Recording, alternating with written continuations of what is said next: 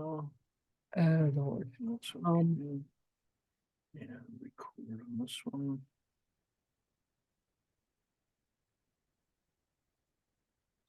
Request, allow recording. Good.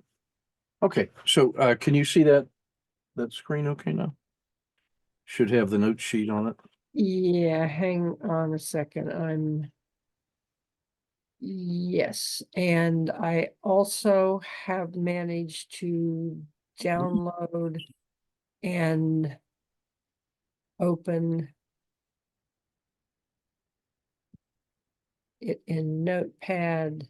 And the end of it is the need of product. Okay, got that. So Yep. Okay. Hey, so this is Ken and Denise. This is the little book notes from 2024, April 12th, 2024. So we're going to go over some notes from the original conversation we had from March 29th. And I was taking some notes with Denise, and we've covered that one before. And then this was where my commentary was beginning. Briefly, in the last session, we talked about the importance of file naming protocols as a way to recover everything, and why the archives of live Zoom sessions, whether they're Q&A sessions or coaching sessions or mini lectures, why those really become a powerful resource for building out future courses. And that's the reason I always recommend recording when you can, because you're never sure what chunk you're going to need for creating of artifacts. When it comes to designing courses or making artifacts, these three questions become crucial to me. That I like to answer these three questions when we're building out courses or doing work. So what? Why is it important? Who cares? Meaning that we're going to do an ecosystem survey of all the stakeholders to see if we can figure out who are the interested parties and why.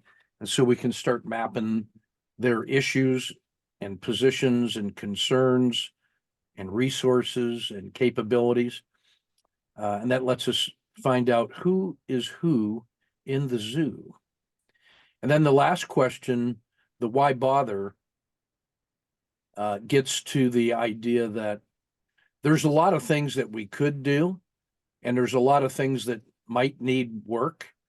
But if we leave it alone, maybe it'll just get better. Or maybe if we leave it alone, it's just going to keep muddling through. So the answer to why bother to act on this thing when there's all those other things that we should do comes down to an analysis that sounds like, well, this thing is a problem and it's getting worse, and it's never going to be easier to solve than right now. And if we leave it alone, it's certainly going to lead to a disaster that'll cost us an awful lot more to clean up later. So we might as well get after it now while it's hopefully manageable. So when I'm doing projects for the Army or in an organization or whatever, or if I'm supervising grad students who want to do some research and they've identified an area of interest or a problem, I always ask them to go through this analysis. See, so what? Who cares? Why bother? Prove to me that it's important enough to care about, that we have identified who is involved in the circumstances, and then why it needs action as a way to either solve a problem or seize an opportunity. The next one, about once contacted, never let go, always in support, has to do with identifying your brand and having a solution that is very sticky for people that reach out to you and contact you about anything. Once they have gone from their point A to contact you about something, don't ever let go of that. Find out what their issues are, get them into your contact list, with enough information that you can figure out what their deal is. And then if you have a solution, you can work with them. If you don't have a solution, you'll be able to refer them to somebody else. And even if you can't fix their problem, just the fact that you care and are helping them selflessly will help establish your brand. And if you can't help them today, maybe you can help them tomorrow, and they'll look at you as a resource. And then maybe they know somebody that you could help. So even if you can't help them directly, you can now be referred to their list.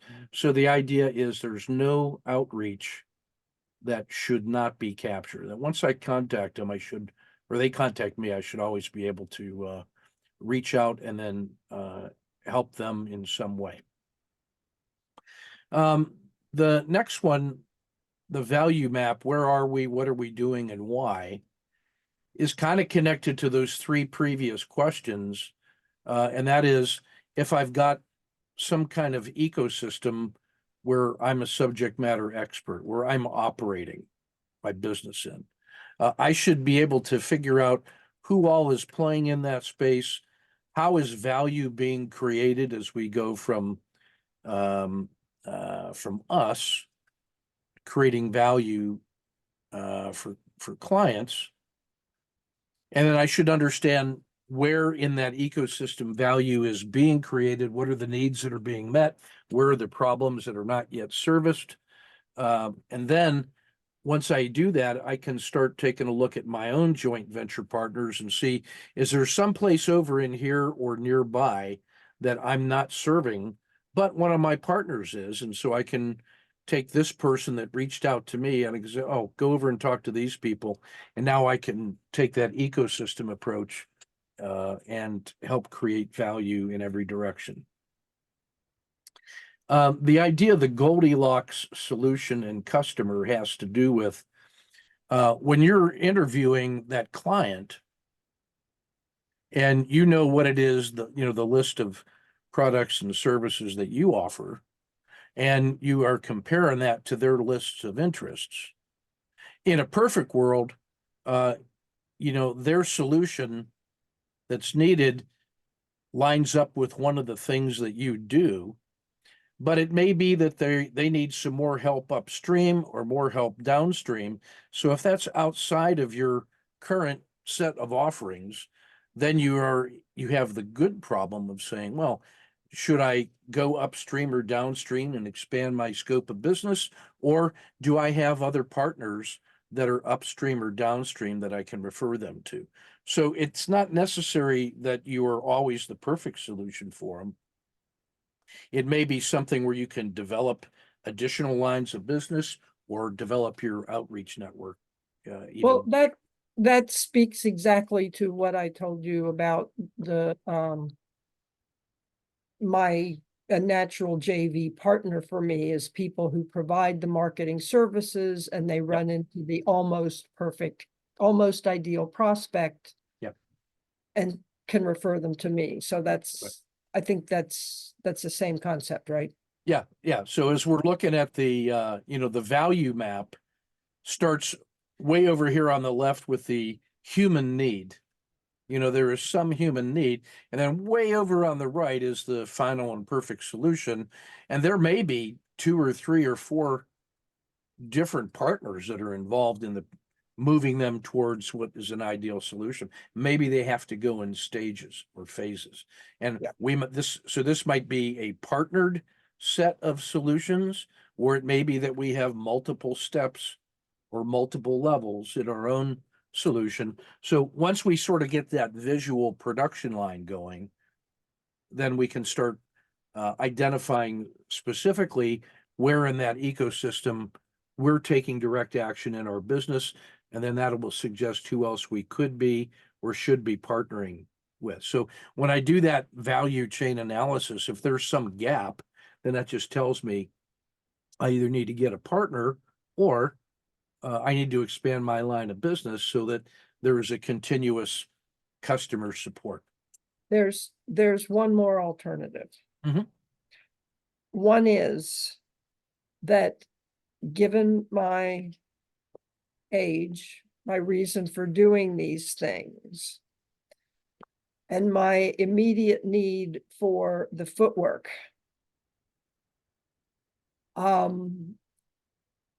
I personally really need to focus on delivery in my sweet spot more than thinking about the octopus Yeah. of connections that have been in my mind maps for 40 years. So I understand, and God knows how many I've done of them, the relationships between them. And I'm one of those people who needs to be reminded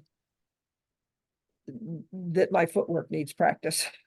Yeah, and I get that, if you're this person in that supply chain of solutions between somebody's need and the final solution, uh, I always think it's better to be tightly focused Yeah. on specifically what you're doing that is world class, and then Yeah. partner with other people that can do their own excellence in those other areas. The jack of all trades almost always loses to a series of experts that can partner.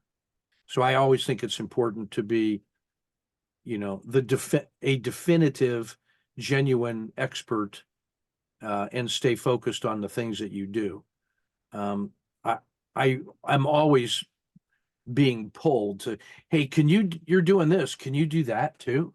And well, I can imagine a world in which I could do it. I mean, I can learn pretty fast, but every effort that I spend on learning something new is one less um, production performance thing that I'm doing. So, staying focused on your target niche is kind of crucial, but it really means I need to be able to outreach and have that other network as well. Or Um, just let go them ahead. go find their own stuff. Yeah, yeah. I mean, if I can help them, if I can move them towards a solution, I always like to be able to at least give them Yes. a direction to go and, hey, try this, look at that, and see what else I can do. Yeah. Yeah. I don't like to say, hey, sorry, there's no room in the inn. Good luck in the next Yeah. town or something. Yeah. So the next one that I don't always remember exactly the conversation we were having that triggered this note, but uh, this has to do with satisficing and uh, finding solutions that work.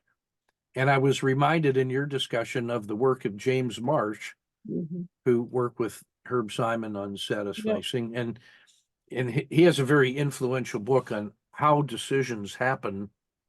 Is the name of the book. It summarizes at the top level his work, and he says in the life is very much like a garbage can in which there's all these things rattling around and making noise, bumping into each other in the dark and whatnot.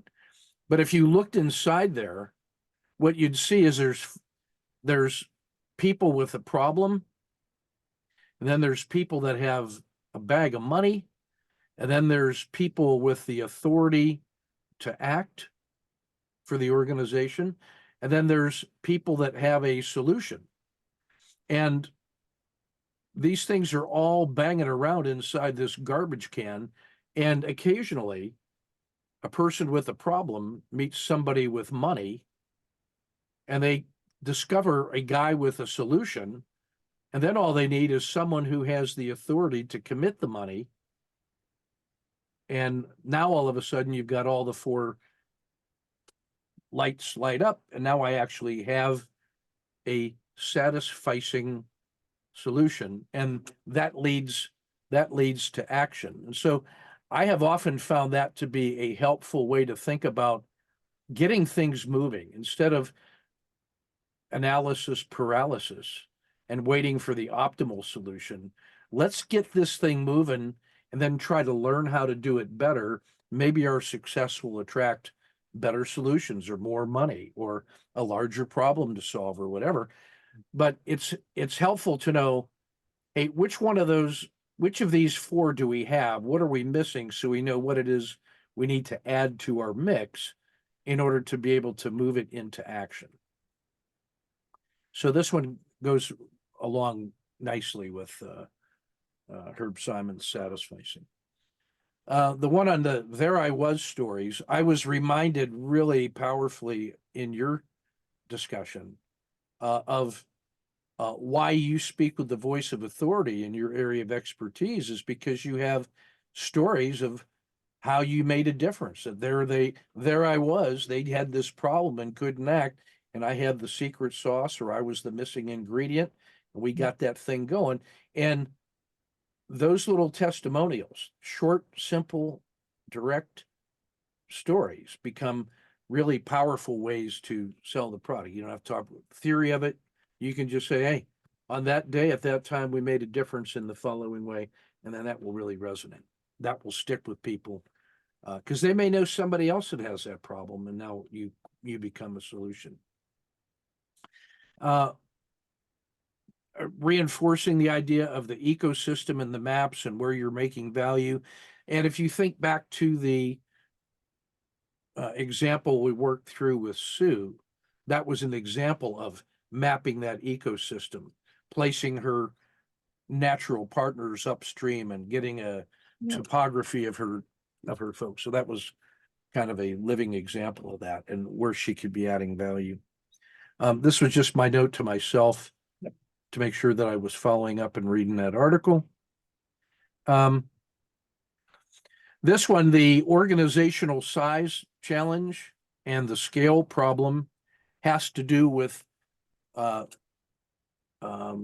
bespoke consultants that as a small team or a small business, I might have solutions that work for a business of this size. But if I want to scale, there might be some natural limit that says my solution only works up to this point, but then it doesn't scale beyond there. So I'm always trying to be mindful of how does the problem of scale affect my potential clients? Who else could I offer this to? Are there large organizations that I'm not equipped to service because I don't have enough of me to clone or whatever? So in the solutions that we provide, and that's the case where, look, I may just want to have 2 or 3 people that I want to coach and at a higher ticket rather than teaching 1,000 people at the lower level. So so that's going to be part of the business planning. This one here, do you see yourself in this story? That was one that occurred to me that would be really strong for you, that you've got a list of success stories from your career where your bespoke knowledge has done things for people successfully. And so a really strong way to position yourself to attract more people would be to say, look, if I can identify these stories, I can start describing the protagonist and then simply ask the people that I'm talking about in my copywriting. Do you see yourself in this story? Do you know anybody that has this problem? Can you imagine what it feels like to have this problem? And really, you're trying to make them co-creators of this new narrative that you're building. You start them off with a typical story, and as soon as they can be actively involved in imagining possible solutions or sharing the emotions of that story, you've now brought them into the story, and now they're going to be part of their own solution. And they can help you describe the solution that you can provide them. What kind of help is it that they feel they need? And then you don't have to force them into what you do. You can actually let them help you design that solution. This one, the idea on where are they in their story progression. So this is if you're offering that service and you're looking to help them become fully equipped in 4 different areas. You're helping them with skills, and that if they had all 4 of those, well, by goodness, they'd be a fully complete and self-actualized executive officer. They could do their so what's the right sequence and where are they in my coaching? Do I have a logical set where they have to kind of go from step 1 to 2 to 3 to 4?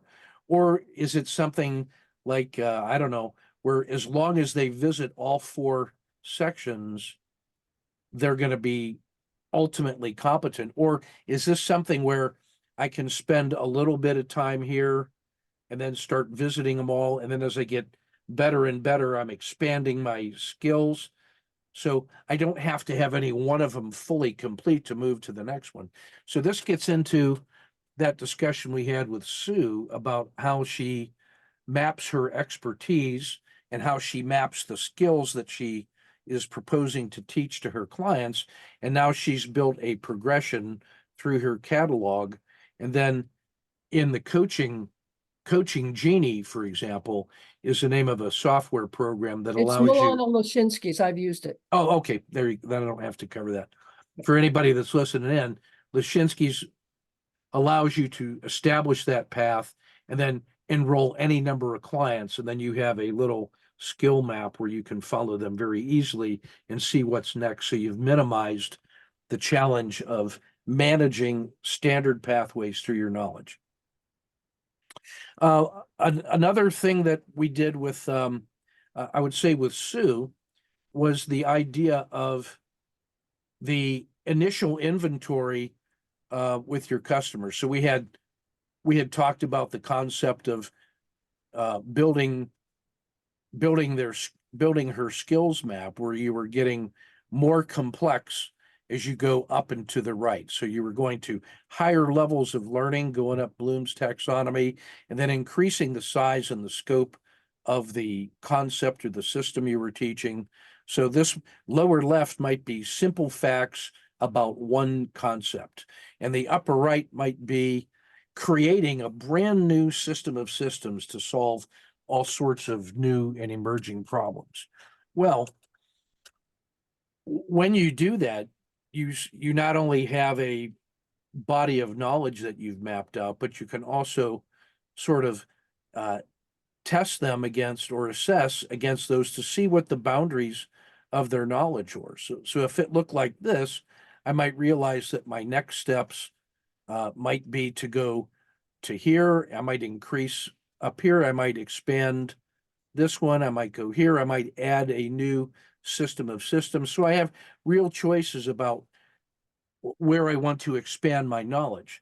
Well, as you do that assessment, one of the things that you're helping the customer understand is this comes from Rumsfeld when he was Secretary of Defense. 4 categories of knowledge: the known knowns. So there are things that I know, and I know that I know them. So I have confidence in those. And then there's things that I know that I don't know. And those are things that, like, I know I don't know this thing yet, but I know it, so I can imagine how I could go get it. So those are easy to be the next step into area 2, where I'm going to expand my knowledge to the north. So that's the known unknowns. The unknown knowns turn out to be things that I actually knew, but which I never realized explicitly were part of my own expertise. So a lot of times when you're doing that knowledge mapping with your client to discover what their needs are, what their strengths and weaknesses are, you end up coming up with uncovering resources that they didn't even know they had. And then the final category, the unknown unknowns, turn out to be things that are beyond their knowledge that they didn't even know existed. Like they may have, their knowledge of the world may have only gone this far. They may have not have known that there were things over in these areas beyond their wildest imagination that were actual things in the world. And it can start showing them a wider view, larger scale of the world. So question. Yeah. These are, and I've seen the known things when I was a doctoral student.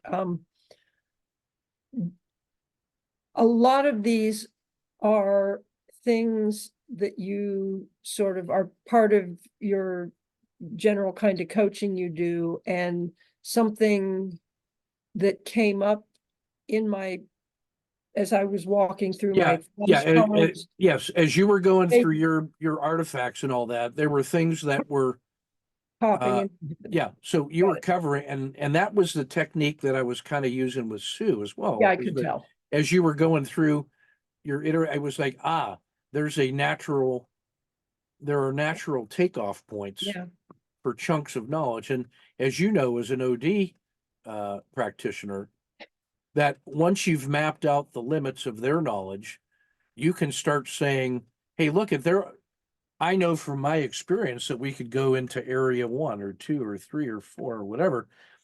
Which ones feel like a sense of urgency for you? Which ones are starting to scratch an itch?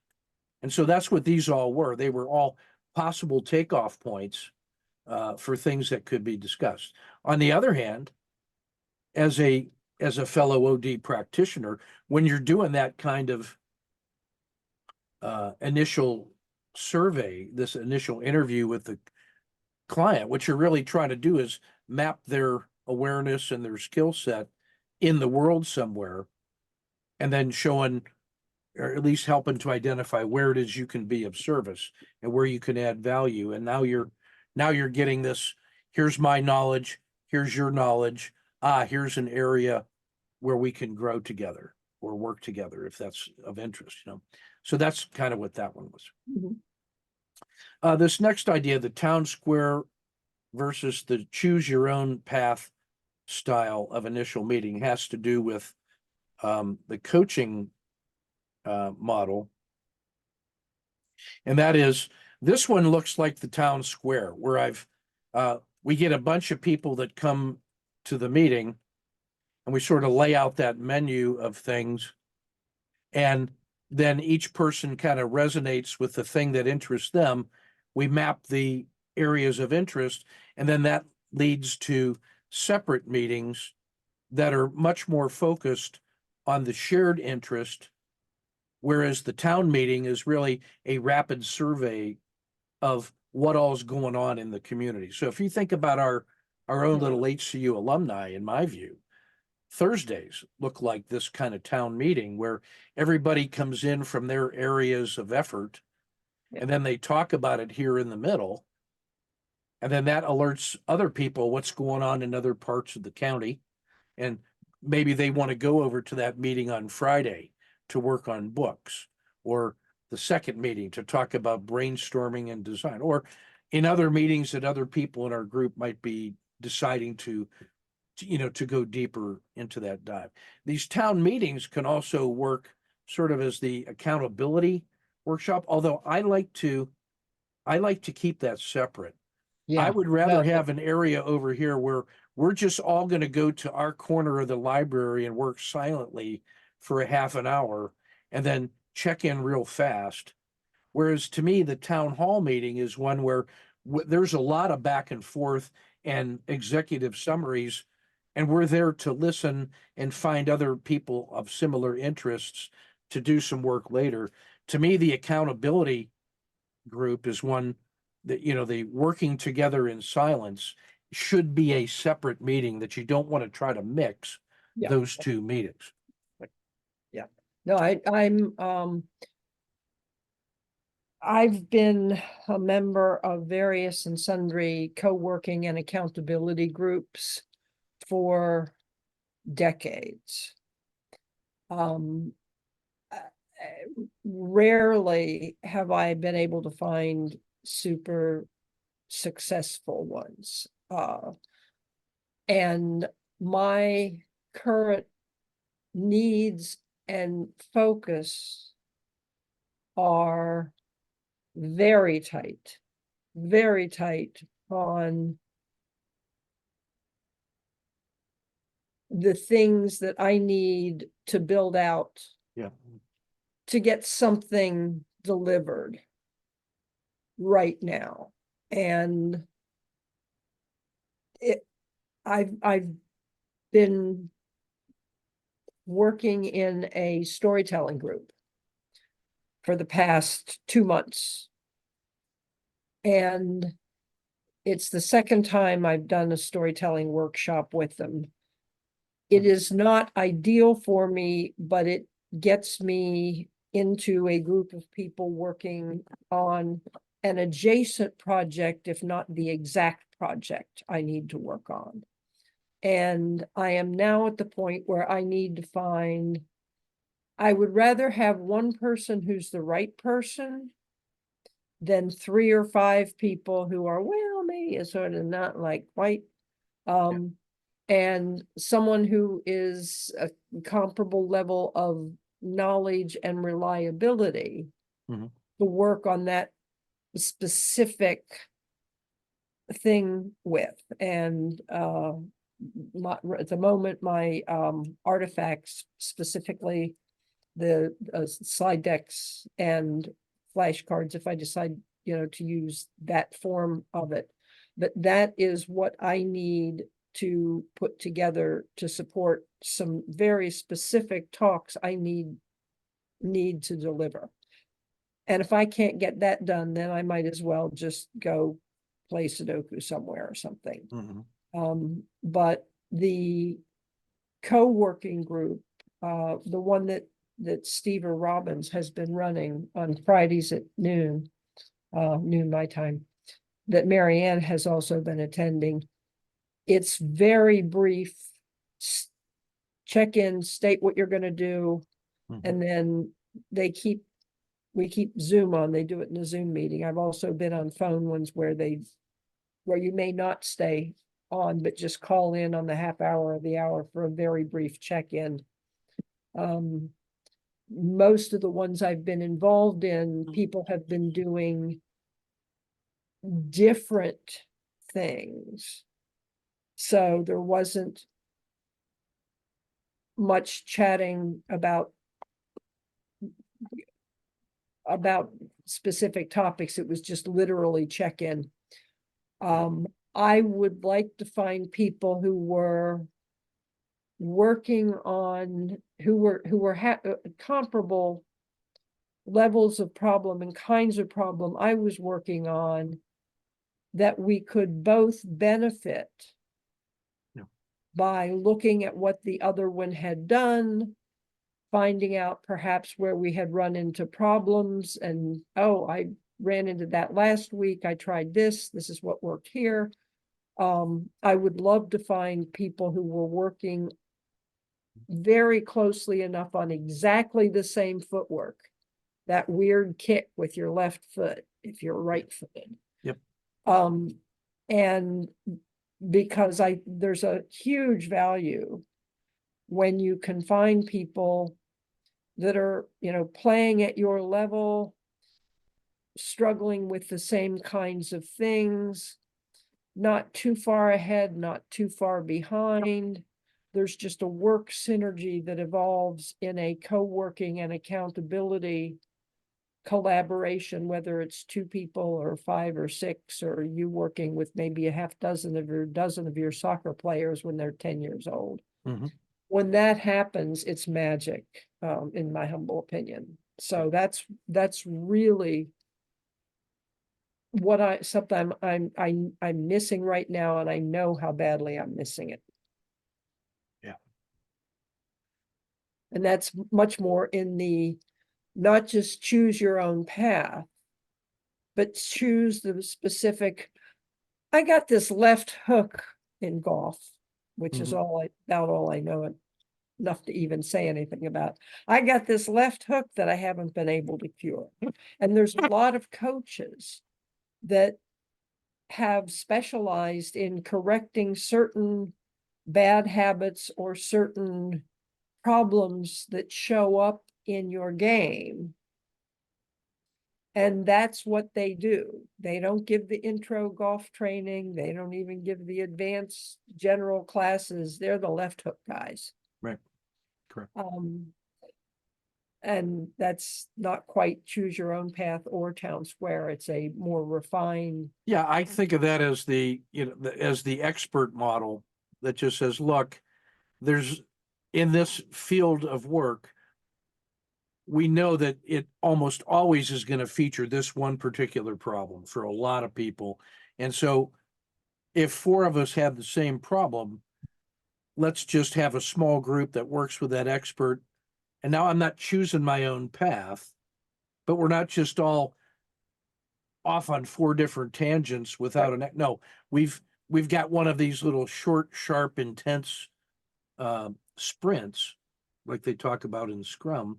And now we bring that in the professional, bang, we get that thing knocked out, all four of us working together, learning from each other's techniques, but really under the directed guidance of a An fast expert. track expert. Yep. And that's what these little breakout groups are really well suited for. You can't do that work in a town hall. You can't really do that in the Anywhere else. silent account of it. You got to have that kind of Yep. a path, a package. And that's what Scrum is? Yeah. So Scrum, I've known the word for 20 years and have, yeah. So Scrum is a special form of furious, semi-organized activity in the making of software that features yeah, make it fast, break it quick, fix it next, and get through it until you got a working model and then refine it and see how it expands. And so whereas it's compared to, the waterfall method, when I define a requirement and then I guess, so I'm getting this iterative management by objectives that just takes forever to get done. And then I get it done over here. And then the original requirement has morphed because of the time that's passed. And now suddenly the final planned deliverable product is disconnected from the real world issues. So Scrum was invented to try to get a rapid development cycle all the way down and all the way back up and publish it at version 0.3, check it out. Then version 0.8, check it out. And so you're getting rapid morphing, rapid iterative development. it's the systems development life cycle, the rapid Yeah. application developed, the joint application developed, the Yeah. end user design, Sure. and that's about where I stopped All of teaching those it. goodies. Yeah. So it's, yep, So there's so Agile came along, yep, and then that wasn't fast enough. Scrum came along because it was more of a brute force and ignorance like rugby. It wasn't elegant and agile like a dancer. It was powering through and accepting that we were going to get muddy and bloody and but you were going to get across the line faster. Now, the version after that has the inelegant name, the Cynefin model, it's a Welsh name because the guy was Welsh, which I am also Welsh, but it's a model that allows us to live in a world of continuous chaos at the center, but spin out pieces of partial solutions that are appropriate for different parts of the environment. So Cynefin is a way to be both dynamic and efficient in different parts of a complex system. Like how do you spell that? Cynefin.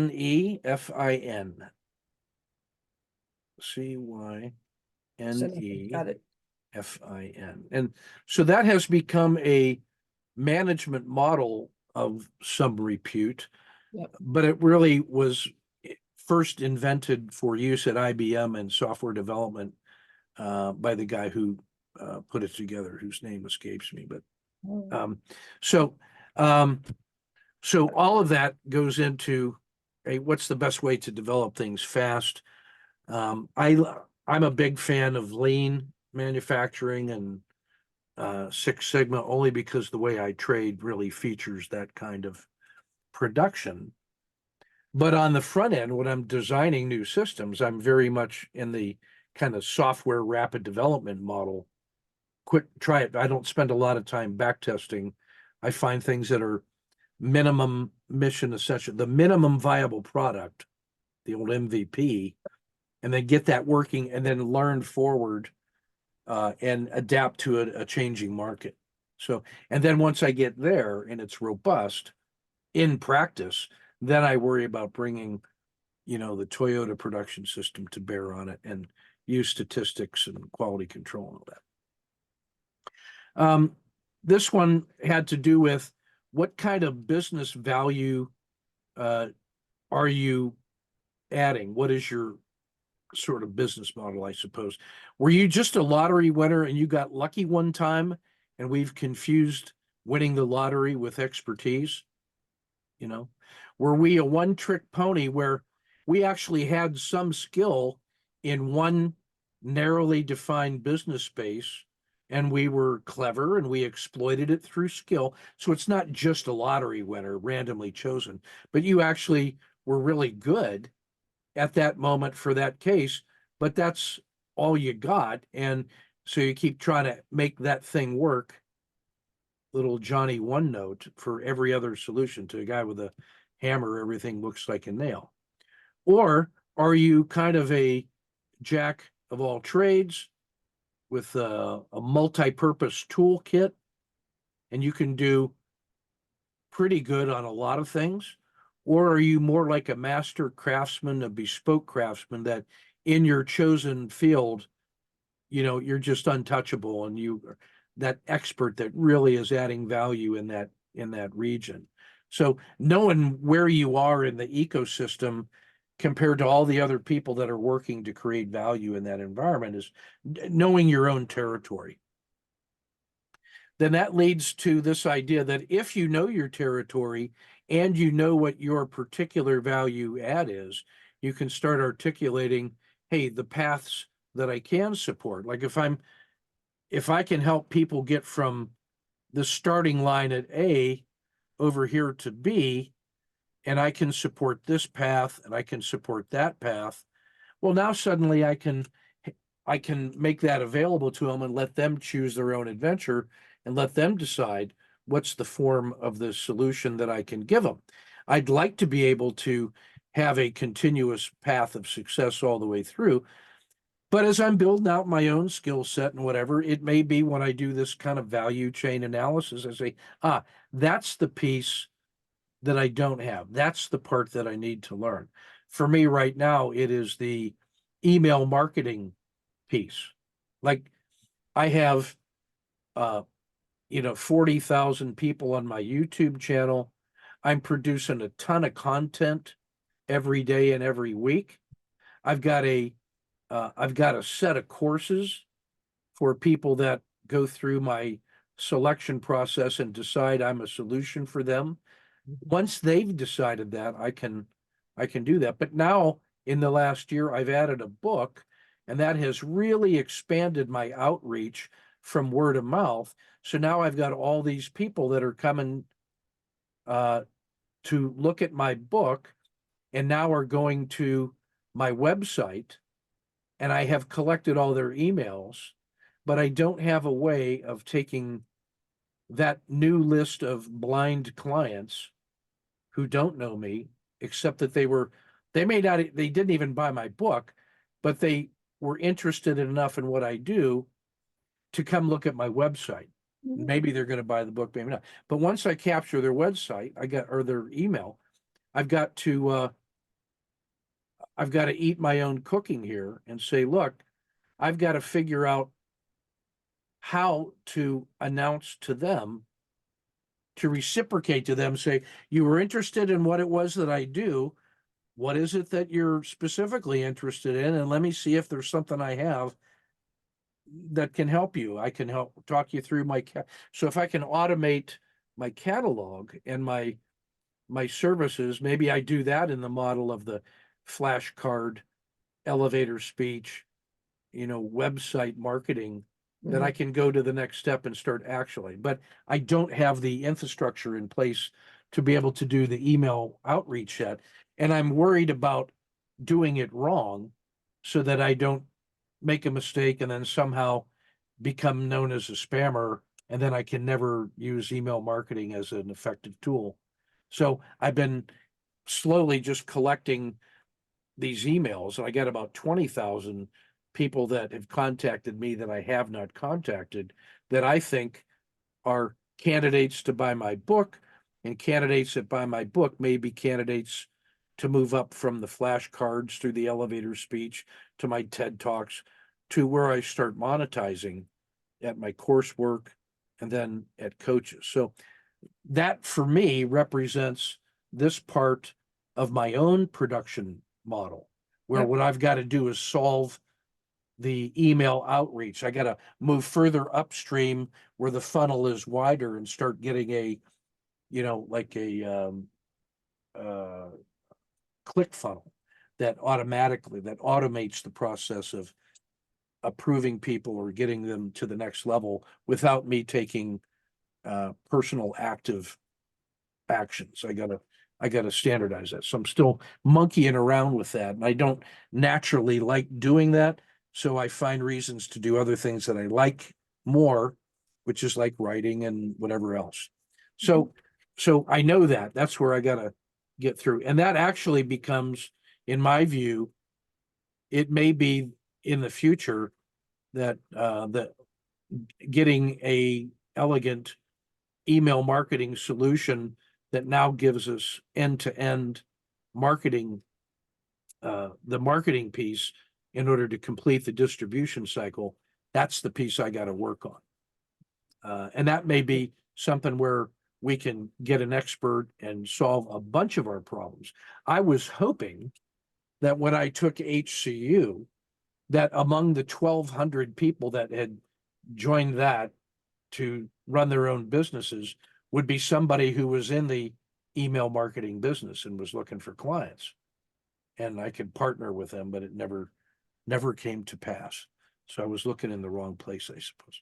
So this idea here about the paths that you can support really just is part of this ecosystem mapping, which now puts an end-to-end solution that you can say, hey, if you're over here, are you the kind of person that has this kind of problem? Do you see yourself in this story? If so, I have 1, 2, or 3 ways to help get you successfully across the river to the land of milk and honey. So by being able to show the paths you can support, you now are making it easier for them to choose their own adventure.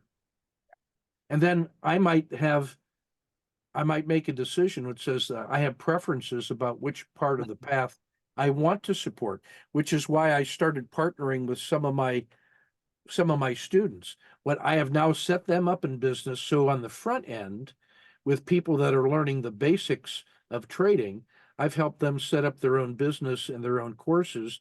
So now they can teach all of the boot camp work in here. Right. So I don't have to, and I get a reference fee, but now I can concentrate on other things downstream that I would rather work on. And then that sets them up in the business of getting paid to get me more clients. So I'm trying to outsource my client acquisition in that sense. Well, and Danny has coaches now. I mean, Yeah. originally he did all the coaching himself, I think, and now he's Yeah. got a lot of people who do those different things for him. I am deliberately committed to remaining a solopreneur. Yeah. I don't mind. I would love to be able to engage people to do specific things. Yeah. But I'm not, well, the one area that if I can get, and where are we for time? Because I actually. We're okay. I don't have anything till about 7:30. Well, I actually need to leave Okay. much on time because I've got a theater ticket. Oh, good. Then let me just finish up these last two, and I am in agreement with you. I am trying to remain about 80% bespoke for my Mhm. own solutions at the top of the pyramid, but also help these other guys service clients at the lower parts so they can do their own client. They can And do client generation for me, and then I can step out of that area. and if I can get to the point that I want to, I would train people to do what Jerry did. Yeah. Which is the actual customer case research projects professionally for other people. Right. Because sometimes you shouldn't do it yourself, sometimes you don't want to do it yourself, sometimes you're not good at doing it yourself. So that's the one place I might actually consider the parallel to your interns. Yeah. So, Now, this language here, the minimum mission essential skill set, really talks about what's the critical path from start to finish that completes the connection that makes value. So kind of critical path, but really geared towards what is the skill set that I have to have in order to be a complete independent solution provider. And now the other thing is there are things that as I look at my own production line, there are things where I could be doing much better if I hired a production system to take my long form 60 to 90-minute nightly podcasts and turn that into little chunks of micro products to yep, build out different solutions. Because I end up putting a lot of structured yep, material in here, but it could spin out to support a lot of different things. So I'm thinking my way through how to do this intelligently. So that's kind of where I am. So for me, uh, the next book is easy for me to figure out because I'm just going to clone what I did last time. But my two outstanding areas of uh, additional effort I got to master is the email list, the this here email list, yep. and then the production assistant. Those are the two things that I need to fix that end-to-end solutioning. So that was everything that I had on that note sheet that I wanted to cover Great. with you. Yep. And as a way of a response to the stories you were telling me, and that's sort of where we're building the interest map and where we can be of service to each other or to others that are listening. So that's everything I wanted to say, and I know you got the theater, and I got to get ready for my 7:30 meeting. So it Well, feels like we're at a natural break point. I think so. I would like you to think about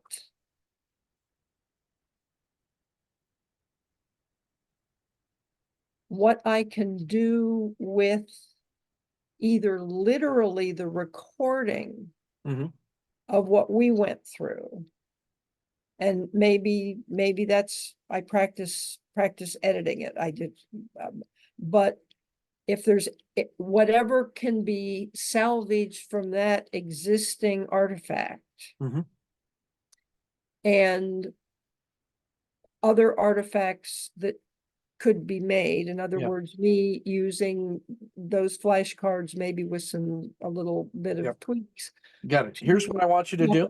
What I want you to do is listen to that video with the timeline on it, Yeah, and then look for small chunks that they were just right, and say, hey, from 3 minutes and 37 seconds to 5 minutes was 90 seconds of just right. Now, there's two things to listen for. One is you got the speech just right, or you have the diagram just right, or you got the diagram and the speech just right.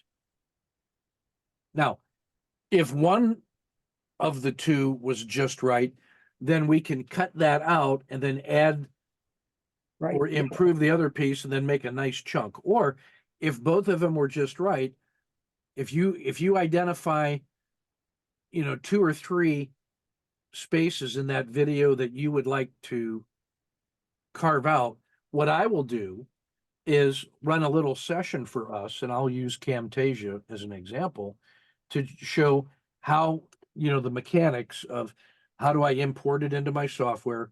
How do I mark off that section? How do I edit it into a final product so that I have I've taken a snapshot out of that and created an additional artifact. I still have the original long form video, but I've now taken a piece out and cleaned it up. And then I can even show you how we can add to that to make it even better, Yeah, clean up the noise and do things like that. and you were gonna give me a way to get to the original Yeah, video, yeah, other than it's other in than the yeah, so the link is in there. What I'm going to do is let me put it in I gotta find that file and save it in Basecamp under the file section. perfect. It wasn't that big, it was maybe 20, if I remember, it was about 20 megs. If it's too big to put in Basecamp, I will send you a download link from like OneDrive or something like that, where you can Okay. download the, and then as long as you, from whatever source, if you just watch it and Right. watch the timeline, pick a couple sections that you want to Yeah. learn how to process, and that could be our next Yeah. session. Okay. Okay. Wonderful, wonderful, excellent. Well, thank you so much. We should be 5 p.m. next week. Yes, ma'am. I will remember next week. Okay. I just today I got I was getting run around so much by my higher headquarters that I got home and I was just brain dead. It ended up being an amazing meeting. I mean, Good. it was 1 hour Thank of God. top level performance that I think I really sold him and the 3-star on our larger project, and Oh, he's treating me as a member of his special staff. wow. So I got to be careful on how I Yes. take care of my intermediate headquarters so they don't think I'm going around them, although I am. Yeah. But I got to make sure that I'm not burning bridges. But Yep. it was a wildly successful meeting. Wonderful. Oh, that's so good to hear. That's so good to hear. Well, I Yeah. will see you next week, and thanks a million. This is great. Okay, boss. Do my Cheers. homework. Yep. Bye. Have a good one. Thanks. Bye.